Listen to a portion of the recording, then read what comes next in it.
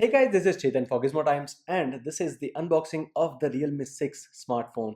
This is the Realme 6 that comes with quite a lot of changes from the predecessor, so you need to keep the fact in mind that this is not the successor to the Realme 5. Realme as well is going to tell you the same.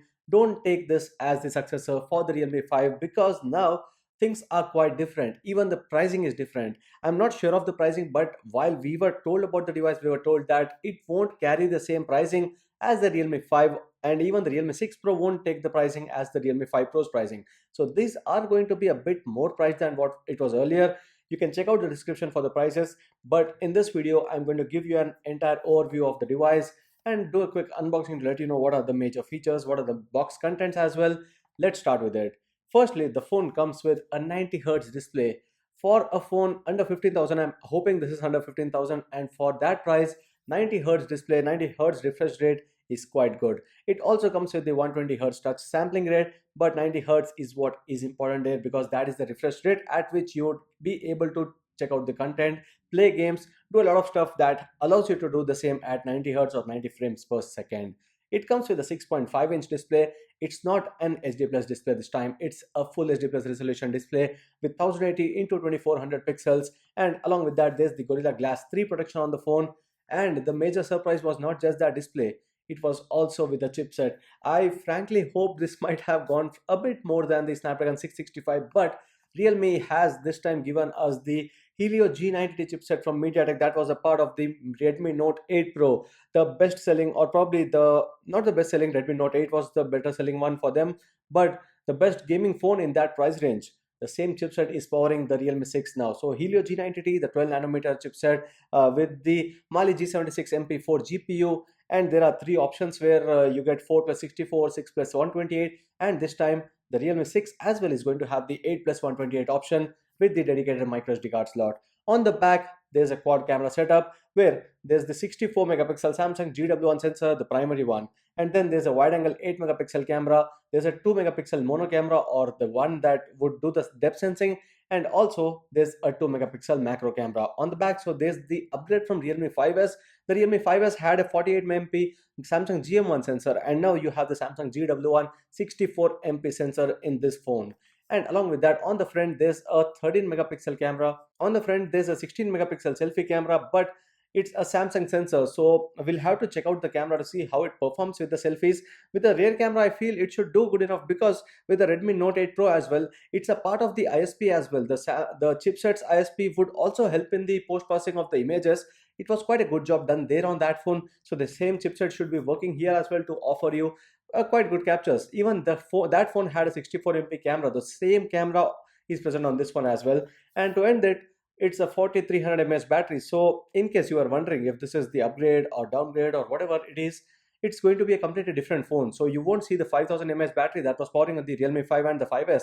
It's a 4300 mAh battery, but thankfully Realme has now moved away from that 10 watt slow charging. It's not slow, but considering the market's fast charging rates and market's devices having fast charging in every phone, this now has 30-watt fast charging. It's PUG 4.0 with the support for the power delivery fast charge, but it's still 30-watt, which is important, and 30-watt would give you the charge from 0 to 100 in under 60 minutes. And that's the best part about this Helio G90T, 90 Hz display, 64 MP camera, and 30-watt. These are the major things about the phone, and obviously it runs the Android 10 based Realme UI, which is something that Realme has promised that every phone from now is going to have the Realme UI. So that is there in this phone. And on the back, it's a plastic back, not a glass back. And I, as always, I'm thankful that it's not a glass back, because in this price range, if you're buying a phone that is able to offer you a glass back, you still would be worried about its back. You would want to have it protected with some cover. In the end, there's no point of having it. You could go to the premium range and then have a glass back and still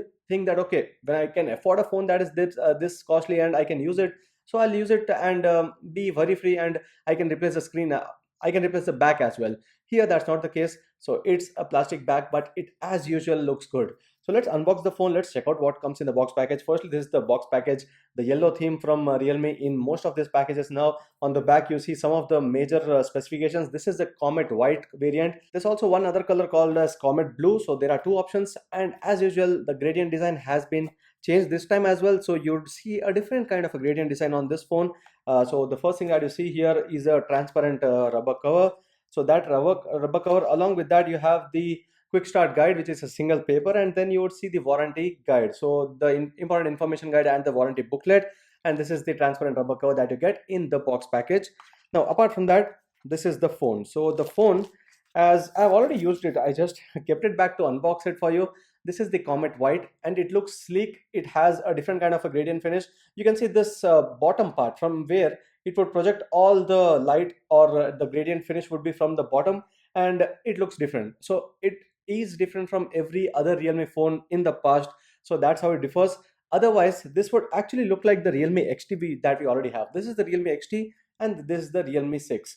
No major difference. Both the phones are almost the same, but the gradient design you see is different on both of them. The color is the same, the way the cameras are arranged is the same, but again, the gradient design is where the two phones differ. So that's the phone. Now, apart from that, what you have is one other surprise. That's the USB Type C. So thankfully, Realme has now moved on to the USB Type C, and you don't see micro USB here. It's the USB Type C port and USB Type C cable.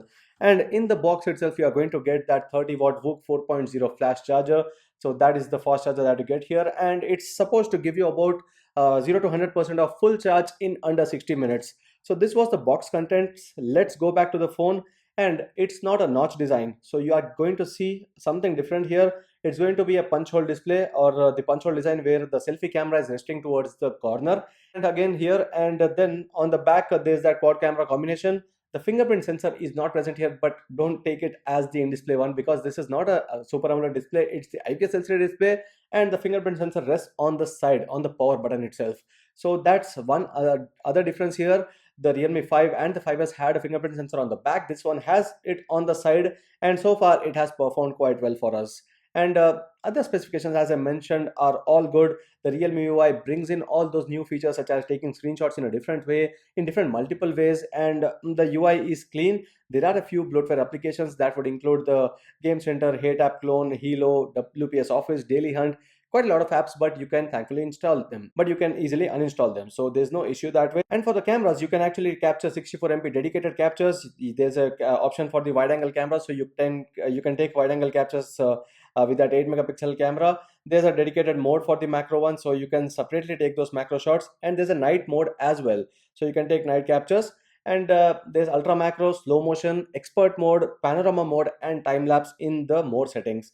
On the rear camera, there's a possibility to capture 4K videos at 30 fps. You can capture 1080p videos easily, which has support with the EIS. And on the front, the 16MP camera can capture 1080p videos, and it is set to support EIS, but let's see how it works. So that's it in this quick unboxing and a feature overview of the Realme 6 smartphone. This was all about it. We'll be doing multiple comparisons. We'll be doing the gaming review and let you know how the phone is in terms of performance, because the chipset actually is pretty good, but does it actually perform on this phone, and how does it work with the Realme 6 or the Realme UI? That's what we'll show you in the other videos. So that's it in this video. I hope you like this video. If you do, share and subscribe to Gizmo Times for more. Thanks for watching, and see you next video.